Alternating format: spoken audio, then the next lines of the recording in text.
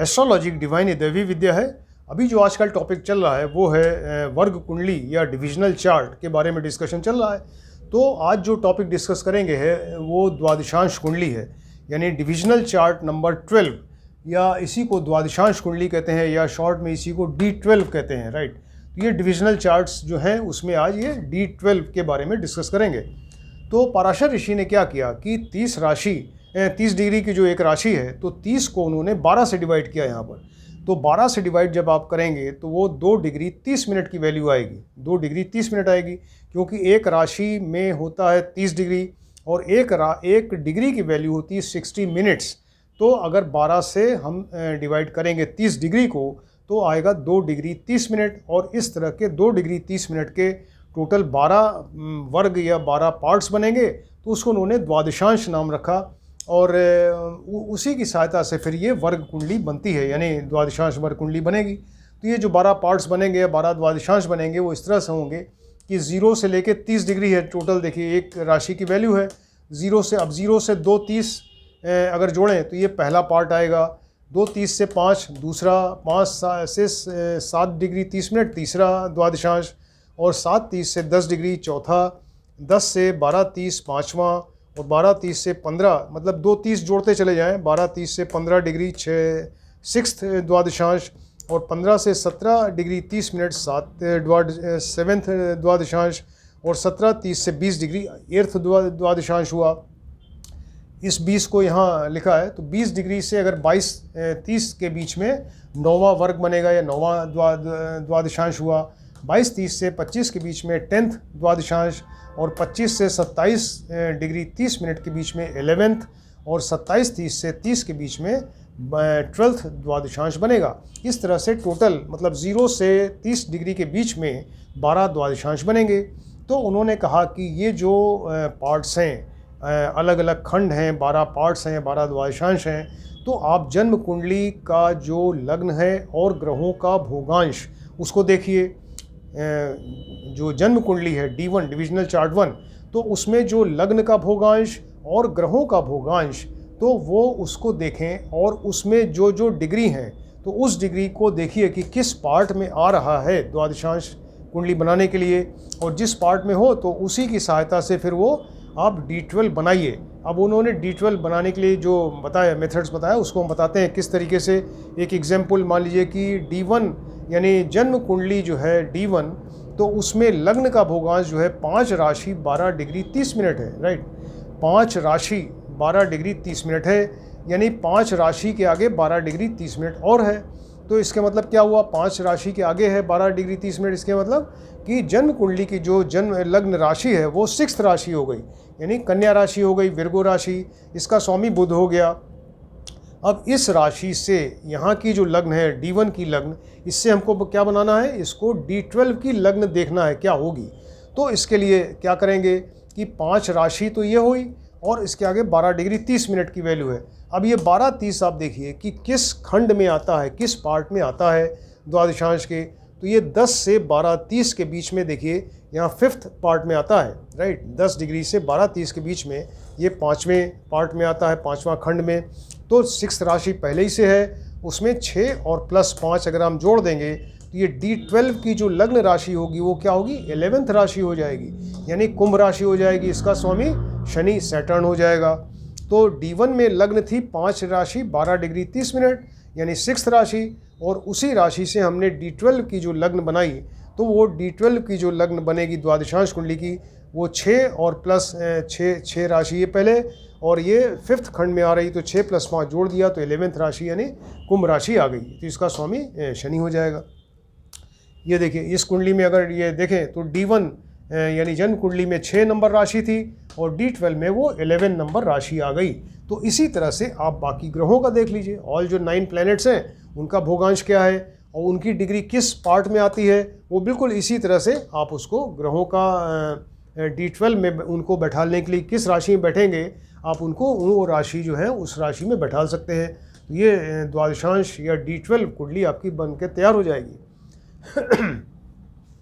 अब इस D12 कुंडली जो बनाई पराशर ऋषि ने, तो इसका क्या यूज़ है, इसका यूज़ ये है कि इससे जातक कैंडिडेट है जिसके कुंडली है, तो उसके पेरेंट्स के बारे में आप डिटेल बता सकते हैं। उनके पेरेंट्स के बारे में, माता पिता के बारे में,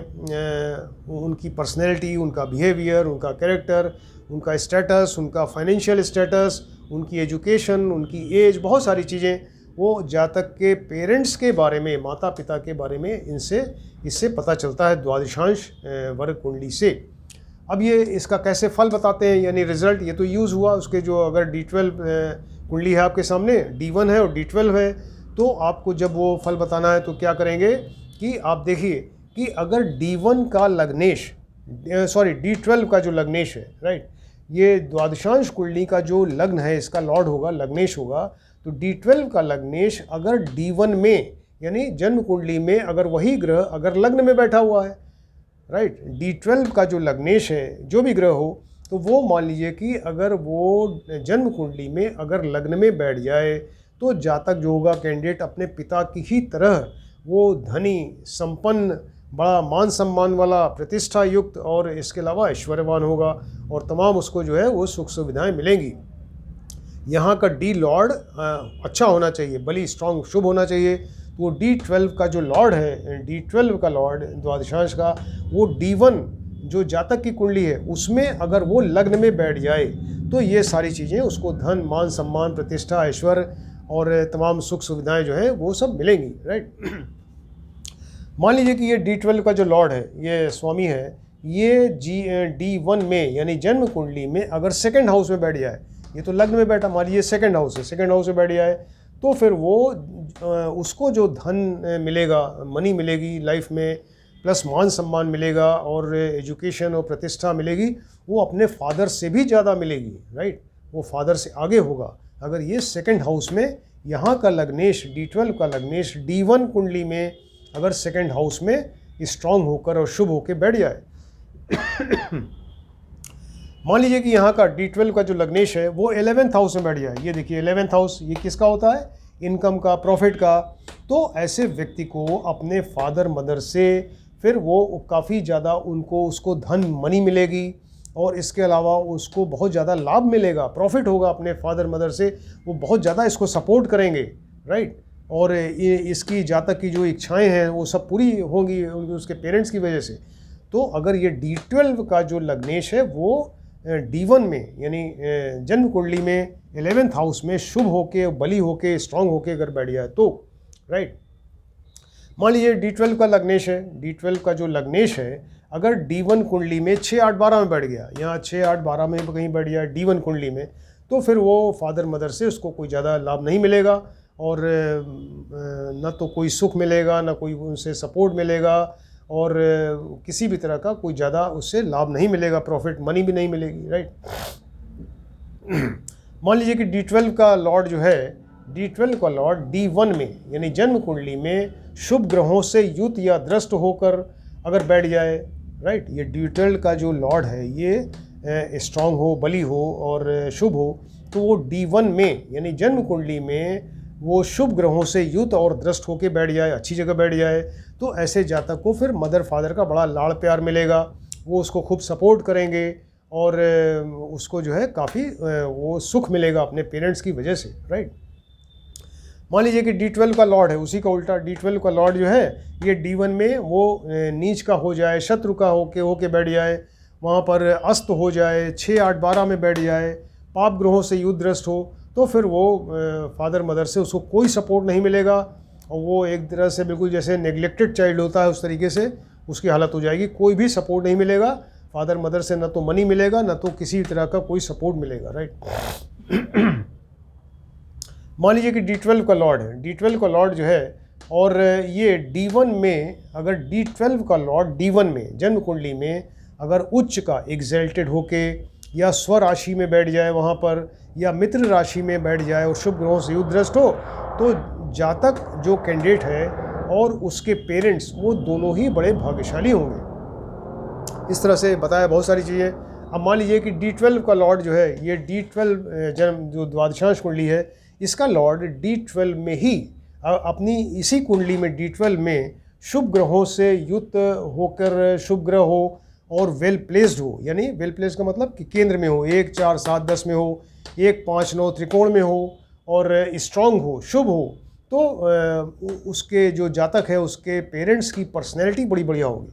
पेरेंट्स की पर्सनैलिटी, उनका बिहेवियर, उनका स्टेटस, एजुकेटेड होंगे और उनका फाइनेंशियल स्टेटस बहुत बढ़िया होगा और उनका कैरेक्टर अच्छा होगा, राइट। अगर D12 का लॉर्ड जो है D12 कुंडली में ही अगर केंद्र या त्रिकोण में स्ट्रांग होके, शुभ होके और शुभ ग्रह युद्ध दृष्ट होके बैठ जाए तो फिर वो उनकी पर्सनैलिटी, वो ये सारी चीज़ें बताई बहुत अच्छी होंगी। मान लीजिए कि D12 का लॉर्ड D12 कुंडली में ही, यानी द्वादशांश लग्न का लॉर्ड द्वादशांश कुंडली में ही अगर 6, 8, 12 में बैठ जाए, 6, 8, 12 में बैठ जाए, वो बहुत वीक हो, पाप ग्रह से युद्धग्रस्त हो, तो फिर ऐसे व्यक्ति के जो पेरेंट्स हैं उनकी पर्सनैलिटी अच्छी नहीं होगी, वो स्टेटस अच्छा नहीं होगा, ज़्यादा मान सम्मान नहीं होगा, वो फाइनेंशियल स्टेटस भी बहुत कमज़ोर होगा, यानी बहुत गरीब होंगे और वो किसी भी तरह से वो अच्छी पर्सनैलिटी उनकी नहीं होगी, राइट। मान लीजिए कि D12 का लॉर्ड जो है वो अगर मेल प्लैनेट है, अगर D12 का लॉर्ड, ये अभी द्वादशांश कुंडली की बात कर रहे हैं, D12 कुंडली में का जो लॉर्ड है, स्वामी है,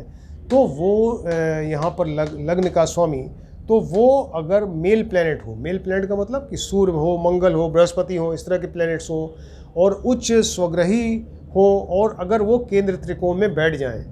राइट। ये लग्न का स्वामी D12, लग्न का स्वामी D12 में ही अगर उच्च या एग्जल्टेड या स्वग्रही होके और शुभ ग्रहों से युद्धग्रस्त होके केंद्र त्रिकोण में अगर बैठ जाएगा तो फिर क्या होगा कि उसको, जातक को, कैंडिडेट को ये अपने फादर मदर से काफ़ी सपोर्ट मिलेगा, बहुत सहयोग मिलेगा, राइट। जातक को पिता का पूरा सपोर्ट मिलेगा। अगर मेल प्लैनेट है तो पिता का पूरा सपोर्ट मिलेगा। अगर मान लीजिए कि ये मेल प्लैनेट है और अगर 6, 8, 12 में बैठ गया द्वादशांश कुंडली में ही और वो ये बहुत ही वीक है, निर्बल है और पाप ग्रहों से युद्धग्रस्त है, तो ऐसे केस में फिर पिता का सपोर्ट उसको नहीं मिलेगा। मान लीजिए कि D12 का लॉर्ड जो है वो एक कोई फीमेल प्लैनेट है, यानी चंद्रमा है, शुक्र इस तरह से है, तो अगर वो D12 का लॉर्ड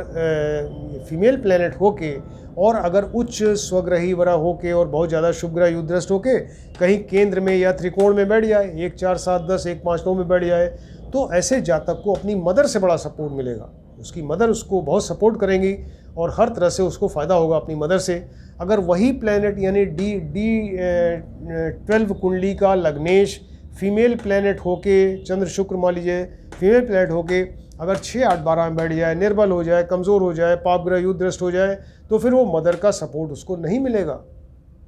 इस तरीके से बहुत सारी चीज़ें जो है ये द्वादशांश कुंडली के बारे में पराशर ऋषि ने बताया। तो हमने आपको ये द्वादशांश कुंडली कैसे, इसमें 12 जो पार्ट्स होते हैं, एक राशि को उन्होंने 12 से डिवाइड करके 2 डिग्री 30 मिनट आता है, उसके 12 पार्ट्स या 12 द्वादशांश होते हैं, ये 12 द्वादशांश बताए। और फिर वो अगर जन्म कुंडली का जो लग्न है, लग्न या ग्रहों का जो भोगांश है, तो उन ग्रहों के भोगांश और लग्न के भोगांश की जो डिग्री है वो आप देखिए कि किस पार्ट में आ रही है और उसके पार्ट से, जैसे आपको एक एग्जाम्पल लेके बताया, तो इस तरीके से आप वो द्वादशांश कुंडली आराम से D12 कुंडली बना सकते हैं। और फिर वो D12 कुंडली और जन्म कुंडली और D12 कुंडली दोनों मिलाकर फिर ये आप जो है वो इसका रिज़ल्ट बताइए, तो फिर वो रिज़ल्ट ज़्यादा ऑथेंटिकेटेड, बिल्कुल सही रिज़ल्ट होगा। तो इसको आप ध्यान से देखें और स्टडी करें। ये सब बड़े इंटरेस्टिंग टॉपिक्स हैं ये वर्ग कुंडली के, और ये बहुत ज़्यादा हेल्पफुल हैं। तो आप जब भी जन्म कुंडली देख के किसी को बता रहे हैं उसका फल, प्रेडिक्शन, तो साथ में ये वर्ग कुंडली भी हमें हमेशा देखनी चाहिए और तभी वो रिज़ल्ट उसका बहुत बढ़िया होगा, राइट, बिल्कुल सही रिज़ल्ट आएगा। Thank you.